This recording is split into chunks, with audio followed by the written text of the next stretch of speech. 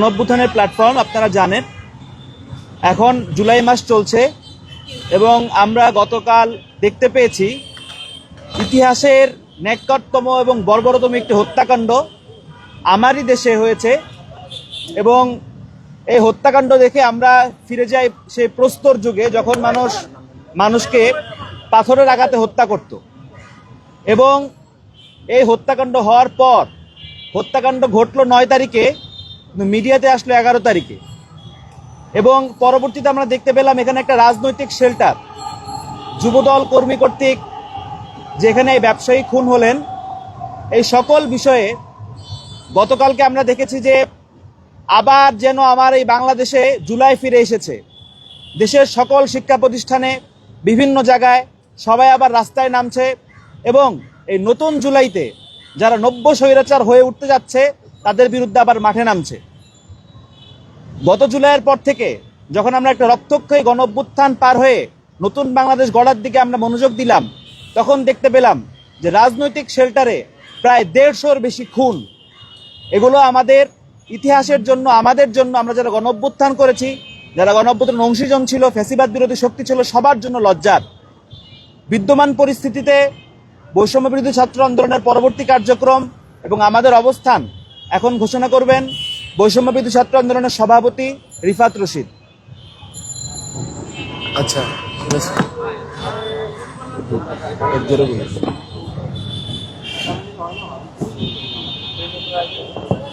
আসসালামু আলাইকুম। আপনারা দেখতে পেয়েছেন বাংলাদেশ এখন আরেকটা গাজায় রূপান্তরিত হচ্ছে।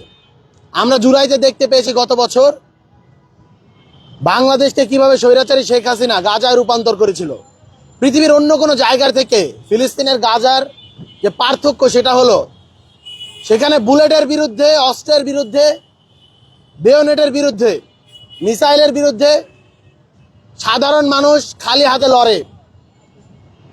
আমরা ঠিক 1 বছর আগে জুলাইতে দেখতে পেয়েছিলাম এভাবেই বাংলাদেশের সাধারণ মানুষ খালি হাতে স্বৈরাচারী শেখ হাসিনার পেটোয়া বাহিনী, পুলিশ, ছাত্রলীগ সহ সবার বিরুদ্ধে খালি হাতে লড়াই করে কিভাবে বিজয় ছিনিয়ে এনেছে।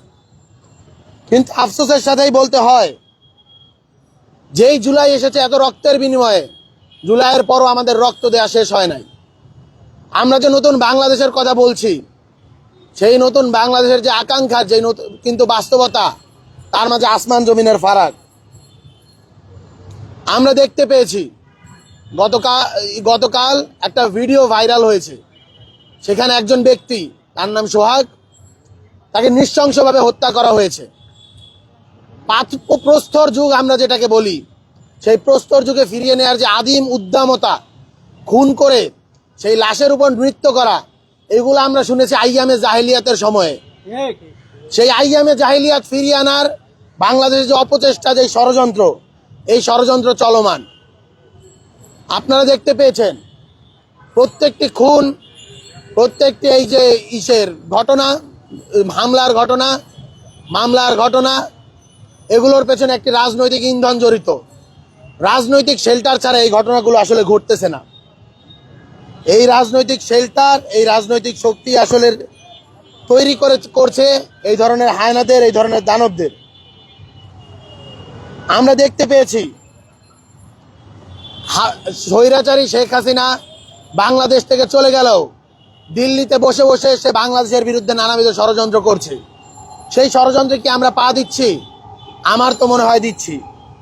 আমরা কথায় কথায় বলছি যে আজকে যদি বিএনপি রাজপথে না থাকে, বিএনপির নেতাকর্মীরা কথায় কথায় এই কথাটা বলে, আজকে যদি বিএনপি রাজপথে না থাকে, আজকে যদি ছাত্রদল রাজপথে না থাকে, শেখ হাসিনা নাকি আমাদেরকে হলো গিয়া গলায় পাড়া দিয়ে 5 মিনিটের ভিতরে পুরো বাংলাদেশ খালি করে দেবে। এখন আমাদের এই জিনিসটা শুনলে আফসোস হয়, হাসিও পায়। আমাদের তো গলায় পাড়া দিয়ে, আমাদেরকে মৃত্যুর ভয় দেখি, এগুলা করে তো লাভ নাই। মরণের ভয় তো আমরা গত বছর জুলাইতেই শেষ করে দিয়ে আসছি। আমাদেরকে আর মরণের ভয় কি দেখান? আমরা তো সেদিনই ঘোষণা দিয়েছি, উই আর অলরেডি শহীদ। আমরা তো শহীদ। শহীদদেরকে যারা মৃত্যুর ভয় দেখায় সেটা আসলে হাস্যরস, সেই হাস্যরস ব্যতীত আর কিচ্ছু না। বাংলাদেশের মানুষ সেই মৃত্যু ভয় 1 বছর পার করে আসছে। আমাদের মরার ভয় নাই, আমাদেরকে আসলে মৃত্যু ভয় দেখায়েন না। আমাদের এখন এগুলো শুনলে হাসি পায়। বরং আপনাদেরকে বলবো, বাংলাদেশের স্বার্থে সকলেই জুলাই যেভাবে আমরা সকলে একসাথে রাজপথে ছিলাম, সেভাবে ঐক্যবদ্ধ থাকুন। দেখুন, কথাগুলো আমি জানি একটু কড়া হয়ে যাবে, কিন্তু এরকম একটা খুনের পরে এই কথাগুলো বলতেই হচ্ছে। বাংলাদেশের এই মুহূর্তে সব থেকে বড় রাজনৈতিক দল বিএনপি, তার নেতা তারেক রহমান। আমরা দেখতে পেয়েছি ফ্যাসিবাদী শেখ হাসিনার আমলে তারা নানাবিধ কর্মসূচি ঘোষণা দিয়েছে। তারেক রহমান নিজ মুখে 31 দফা দিয়েছেন। তারেক রহমান 1 দফা ঘোষণা করেছেন, অসহযোগ আন্দোলন ঘোষণা করেছেন। অথচ তিনি মানুষদেরকে জনগণকে কানেক্ট করতে পারেননি, এমনকি তার নেতাকর্মীদেরকে কানেক্ট করতে পারেন নাই। এই 1 দফা কিন্তু আমরা জুলাইতেও দিয়েছি, অসহযোগ আন্দোলন আমরা জুলাইতেও দিয়েছি, আমরা 9 দফা জুলাইতেও দিয়েছি। মানুষ শয়ে শয়ে, হাজারে হাজারে, লাখে লাখে, কোটিতে কোটিতে স্বতঃস্ফূর্তভাবে আমাদের ডাকে রাজপথে নেমে এসেছে। কেন বিএনপির লিডারশিপের ডাকে এই মানুষগুলো রাজপথে আসলো না? আপনারা দেখতে পেয়েছেন 28 অক্টোবর কয়েক লক্ষ মানুষ কিন্তু পল্টনে জড়ো হয়েছিল। সাউন্ড গ্রেনেড আর টিয়ার শেলের শব্দ শুনে তারা ছত্রভঙ্গ হয়ে গিয়েছে। অথচ এই ছাত্র দলের নেতাকর্মীরা, এই যুব দলের নেতাকর্মীরা, এই বিএনপির নেতাকর্মীরা যখন ছাত্ররা জুলাই গণ অভ্যুত্থানে তাদেরকে ডাক দিয়েছে, হাসি মুখে তখন গুলি খেয়েছে। এর কারণ কি? এর কারণ যখন পল্টনে যারা স্টেজে বসেছিল, ওই স্টেজের যে লিডারশিপ, সেই লিডারশিপের উপর এই বিএনপির, এই ছাত্র দল, এই যুব দলের নেতাকর্মীরা আস্থা রাখতে পারে নাই, তাই তারা ওই সময় পল্টন ছেড়ে দিয়েছে। অথচ এই ছাত্রদের এই জুলাই গণ অভ্যুত্থানের যে নেতৃত্ব, তাদের এই নেতৃত্বের উপর আস্থা রেখে তারা 2 হাত বুকে প্রসারিত করে, আপনারা ওয়াসিমকে দেখেছেন, আপনারা আবু সাইদকে দেখেছেন, আপনারা মুগ্ধকে দেখেছেন, বিএনপি 400-র অধিক তাদের শহীদের নাম দিয়েছে। তারা কিন্তু এই জুলাই গণ অভ্যুত্থানে শহীদ হয়েছে এই লিডারশিপকে কেন্দ্র করে। এর কারণ এই মানুষগুলাও জানে, যারা পল্টনে ছিল তারাও জানে, তাদের স্টেজে যে লিডারশিপটা বসে রয়েছে, এই লিডারশিপেরা স্বৈরাচারী শেখ হাসিনার সাথে অনেকেই চুক্তি করে, আতাত করে তাদের ব্যবসা টিকিয়ে রেখেছে। তাই দেখা গিয়েছে অনেকের অনেক কিছু হলেও তৃণমূলের কর্মীরা যখন বাড়িতে যেতে পারতো না, বছরের পর বছর জেলে পৌঁছতে হতো, এরা আরাম আয়েসে তাদের জীবন কাটিয়েছে। আমরা একটা কথা স্পষ্টভাবে বলতে চাই, ফ্যাসিবাদী ব্যবস্থার বিলোপ, নতুন রাজনৈতিক বন্দোবস্ত বিনির্মাণের আকাঙ্ক্ষা, সেই আকাঙ্ক্ষা থেকে আমরা একটি নতুন বাংলাদেশ সৃষ্টি করেছি। সেই বাংলাদেশে নতুনভাবে আমরা কাউকে ফ্যাসিবাদী হয়ে উঠতে দেব না। সম্মানিত সহযোদ্ধাগণ, আমরা জুলাইতে শুনতে পেয়েছি ছাত্রলীগ, যুবলীগ, আওয়ামী লীগ, শেখ হাসিনা বলতো, এই যে যারা আন্দোলন করতেছে এদের মাঝে কোনো সাধারণ শিক্ষার্থী নাই, সব ইশরাকের কর্মী, সব যুব দলের কর্মী, ছাত্র দলের কর্মী, সব শিবির, সব এগুলা জঙ্গি, টেরোরিস্ট বানানোর জন্য আমাদের অপচেষ্টা চালানো হয়েছে। অথচ এখনো দেখা যাচ্ছে যখন হত্যাকাণ্ড হয়, হত্যাকাণ্ডের প্রতিবাদে যখন মিছিল হয়, তখনও এদেরকে শিবির, এদেরকে জঙ্গি, এদেরকে অপচেষ্টাকারী, এদেরকে হলো গিয়া বিএনপি বিরোধী, এদেরকে বাংলাদেশ বিরোধী, এদেরকে হাসিনাপন্থী, ছাত্রলীগ, এক্স ছাত্রলীগ, নানাবিধ ট্যাগের মাধ্যমে বিতর্কিত করা হচ্ছে। এই ট্যাগিং পন্থা, এই ট্যাগবাজি, এগুলো হলো হাসিনার স্টাইল। আমরা বিএনপিকে আহ্বান করছি, ছাত্রদলকে আহ্বান করছি, হাসিনার যে বয়ান, হাসিনার যে স্টাইল, এগুলো সাবস্ক্রাইব করেন না। বাংলাদেশের মানুষ বহু আগেই এই স্টাইলগুলাকে ছুঁড়ে ফেলে দিয়েছে। বুয়েট কিন্তু বাংলাদেশকে পথ দেখায়, এটা ইতিহাস সত্য, ইতিহাস থেকে শিক্ষা নেন। 2019 সালে আওয়ামী লীগ ছাত্রলীগের বিরুদ্ধে বাংলাদেশে প্রথমবার যারা একদম সম্মুখ সারি থেকে, রাজপথে থেকে প্রতিবাদ করেছিল এবং ক্যাম্পাস থেকে ছাত্রলীগ মুক্ত করেছিল, ছাত্রলীগের স্বৈরাচার মুক্ত করেছিল, সেই ক্যাম্পাস কিন্তু বুয়েট। 6 বছরের মাথায় দেখা গিয়েছে সেই বুয়েটের লিগেসি, বুয়েটের সিলসিলা ধরে বাংলাদেশের থেকে ছাত্রলীগ, আওয়ামী লীগ, যুবলীগ, পেটুয়া বাহিনী সবগুলো কিন্তু বর্ডারের উপরে দিল্লিতে গিয়ে পালিয়েছে।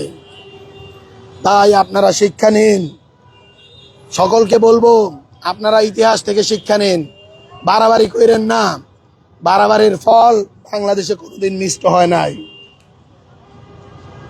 এবার একটা কথা আপনাদেরকেও বলতে চাই, আপনারা যারা মিডিয়ার বাইরে আছেন, মিটফোর্ডের ঘটনা ঘটেছিল বুধবার দিন 9 তারিখ, অথচ আমরা এটা দেখতে পেয়েছি কবে?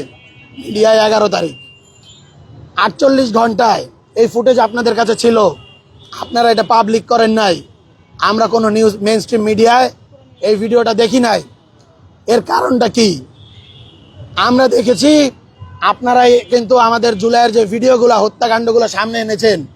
আপনারা জানেন যারা যারা ভিডিও করতে যেতেন, রিপোর্ট করতে যেতেন, তাদেরকে রাত্রে 9টার পরে ডিজিএফআইয়ের কাছে, আওয়ামী পেটো বাহিনীর কাছে হাজিরা দিতে হইতো। আপনারা যে রিপোর্ট করতেন সেই মেমোরি কার্ড জমা দিয়ে আসতে হতো। অনেকে রিপোর্টগুলো জমা দিতে পারতেন, সারাদিনে রিপোর্ট করতেন, কিন্তু সেইটা ব্রডকাস্ট হইতো না, টেলিকাস্ট হইতো না, পাবলিক হইতো না। এখনো সেই একই জিনিস দেখা যাচ্ছে। 48 ঘন্টা পরেও আমরা কোনো প্রকার পাবলিকেশন সেটা দেখতে পাই নাই। এটা বড় আফসোসের কথা।